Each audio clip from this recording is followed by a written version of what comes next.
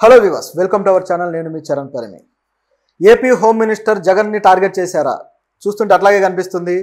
నిన్న ప్రెస్ మీట్లో కావచ్చు, అట్లాగే ఈరోజు అసెంబ్లీలో కావచ్చు, దమ్ముంటే అసెంబ్లీకి రా అంటూ ఆమె సవాల్ విసిరారు. ఆయనేమో ఢిల్లీలో ధర్నా చేస్తానని బయలుదేరిపోయాడు. ఇది ఇప్పుడున్న పరిస్థితి.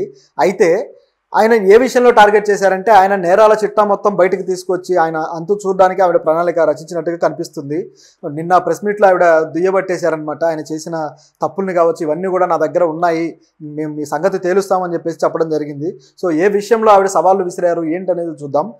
ముఖ్యంగా అయితే ఆయన ఎప్పుడైతే వినుకొండలో ఒక ఇన్సిడెంట్ జరిగిందో, రషీద్ హత్య, ఈ హత్య రాజకీయ హత్య అని చెప్పేసి వైసీపీ శ్రేణులు రావడము, జగన్ కూడా గట్టిగా ఆ విషయంలో నినాదం చేయడము, ఢిల్లీలో ధర్నా చేస్తాను, రాష్ట్రపతి పాలన విధించాలి అని చెప్పేసి ఆయన అన్ని మాట్లాడాడు కదా. సో ఈ విషయాలన్నీ కూడా ఆవిడ మైండ్లో పెట్టుకొని, రాష్ట్రపతి పాలన విధించాల్సింది మా ప్రభుత్వంలో కాదు, మీరు చేసిన అరాచకం అంతా ఏమైపోయింది, మీ ప్రభుత్వంలో చేసిన నేరాలన్నీ కప్పిపుచ్చుకొని మా మీద పడుతున్నారు మీరు అని చెప్పేసి ఆవిడ దుయ్యబట్టారు.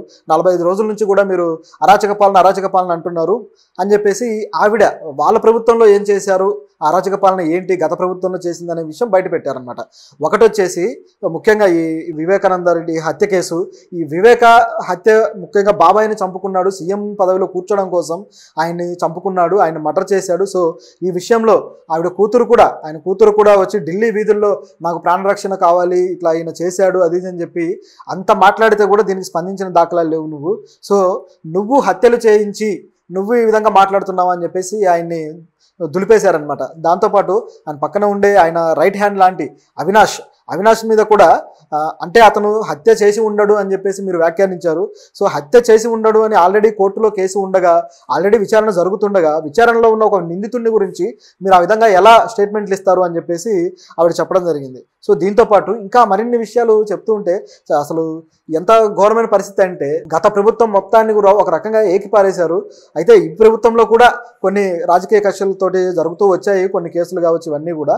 అయితే ఒకరినొకరు చేసుకుంటుంది కాబట్టి అసలు వాళ్ళు ఏం చేశారు, వీళ్ళు ఏం చేశారు అనేది ప్రజలు కూడా గత కొద్ది రోజుల్లో చూస్తూనే ఉన్నారు.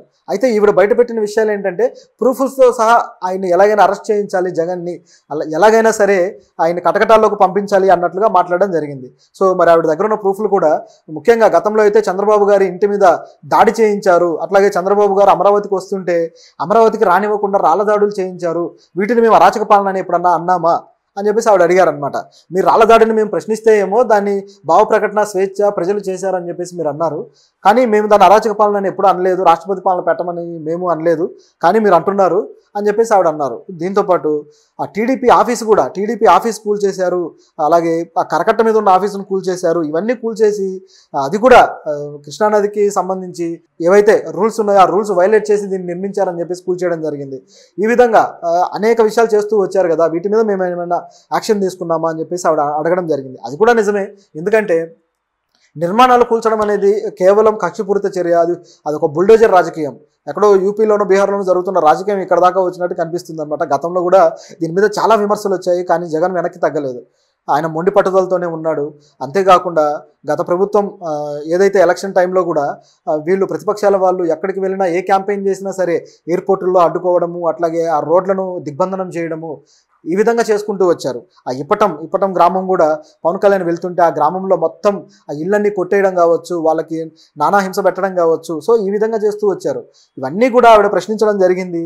సో ఆవిడ ప్రశ్నలు కూడా తప్పేం లేదు, ఎందుకంటే ఆవిడ కరెక్ట్గానే అడిగారు. ఇవన్నీ కూడా కోర్టులో ఉన్న కేసులు, ఆయన అవినీతి కేసు కావచ్చు, అలాగే అవినాష్ రెడ్డి కేసు కావచ్చు, ఈ వివేక హత్య కేసు కావచ్చు, ఇవన్నీ కూడా. దాంతోపాటు పిన్నెల్లిని కలిసి వచ్చాడు ఆయన. పిన్నెల్లి ఆల్రెడీ మాచర్లో అంత పెద్ద వివాదం సృష్టించి ఆయన ఈవీఎంను పగలగొట్టి ప్రజాస్వామ్యానికే మాయని మచ్చలాన్ని సంఘటన చేశాడు. అక్కడ వందల మంది ఒకరితో ఒకరు గొడవలు పడి కొట్టుకొని ఈ విధంగా జరుగుతూ వచ్చింది. సో దీంట్లో ఎంతోమంది యువకులు కేసులు పాలయ్యారు. ఆయన్ని వెళ్ళి కలవడం ద్వారా, ఆయనకు సంఘీభావం తెలపడం ద్వారా ఇలాంటి ఒక అరాచకపు రాజకీయ వ్యవస్థకు మద్దతు తెలిపినట్టు అయింది కదా. సో ఈ విషయాన్ని కూడా ఆవిడ క్వశ్చన్ చేయడం జరిగింది. సో ఈ విధంగా వాళ్ళ నాయకులు చేసిన తప్పులు, అలాగే జగన్ చేసిన తప్పులను ఆవిడ ఎండగట్టారు. సో ఇప్పుడు జగన్ మళ్ళీ ఢిల్లీ వెళ్ళి ధర్నా చేస్తా అంటున్నాడు, నేను కూడా ఢిల్లీ వస్తాను, చూసుకుందాం, ఎవరిది అరాచక పాలన నిరూపిద్దామని చెప్పేసి ఆవిడ సవాల్ విసిరారు. అలాగే గతంలో రఘురామకృష్ణంరాజు మీద పెట్టిన కేసు విషయంలో కూడా ఆయన్ని కేసు పెట్టి జైలు పాలు చేసి ఆయన్ని ఒక రకంగా ఎంతో థర్డ్ డిగ్రీ చూపించి హత్యాయత్నం చేయబోయారు, ఆయన చంపించబోయారు. సో ఒక ప్రజా నాయకుడిని, అప్పటికే సిట్టింగ్ ఎంపీ అలాంటి వ్యక్తిని మీరు మీ పోలీసు బలగంతో, మీ పోలీసు జులంతో ఈ విధంగా ప్రవర్తించారు. సో దీనికి కేసు కూడా ఇప్పుడు ఆయన ఆల్రెడీ కేసు వేశాడు. రఘురామకృష్ణంరాజు జగన్ని తన హత్యాయత్నం చేశాడు అని చెప్పేసి అందులో మాజీ సిబిఐ డైరెక్టర్ని అలాగే జగన్ని కేసులో ఇరికించడం జరిగింది. సో జగన్ A3గా ఉన్నాడు ఆ కేసులో. సో ఈ విధంగా నాయకుల్ని కూడా హింసించారు మీరు, మరి ఇక్కడ యాక్షన్ తీసుకోవద్దా అని చెప్పేసి ఆవిడ అడగటం జరిగింది. సో ఈ విధంగా 1 కాదు 2 కాదు, అట్లాగే దాదాపు 36 మంది ఈ రాజకీయ హత్యలకు బలయ్యారు ఈ ప్రభుత్వం వచ్చిన తర్వాత అని జగన్ ఆరోపించాడు. అయితే ఈ 36 హత్యలకు సంబంధించి వివరాలు ఉంటే ఇవ్వు, నేను చూస్తాను, అవి నిజంగా రాజకీయ హత్యలా లేకపోతే వ్యక్తిగతాలా అని చెప్పి చూస్తానని చెప్పేసి ఆవిడ సవాల్ విసిరారు. నిజానికి వినుకొండ జరిగింది కూడా వ్యక్తిగత కక్షలతో జరిగింది అనేది క్లియర్గా కనిపిస్తూ ఉంది.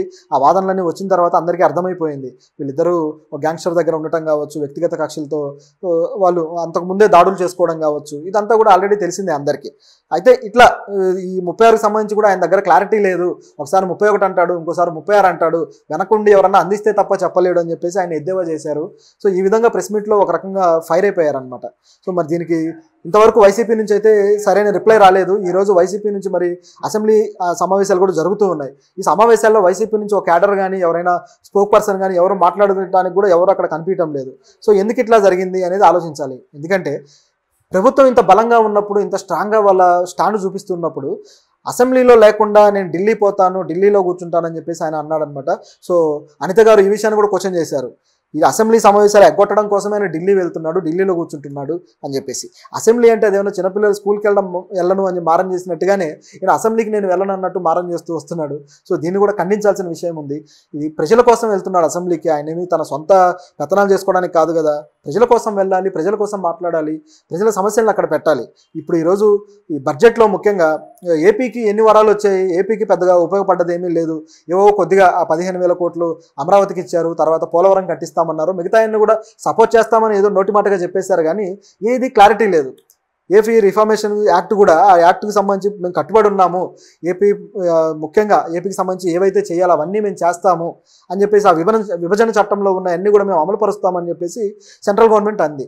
అయితే ఏ విషయాలు అమలు పరుస్తారని చెప్పి అడగటం కోసం కానీ, ఏపీకి ఎందుకు నిధులు ఎక్కువ తేలేకపోయాడు చంద్రబాబు, ఎందుకు ఈయన ఫెయిల్ అయ్యాడు అని చెప్పి క్వశ్చన్ చేయడానికి కూడా అసలు అసెంబ్లీలో ఒక మనిషి లేకుండా పోయారు ప్రతిపక్షాల నుంచి.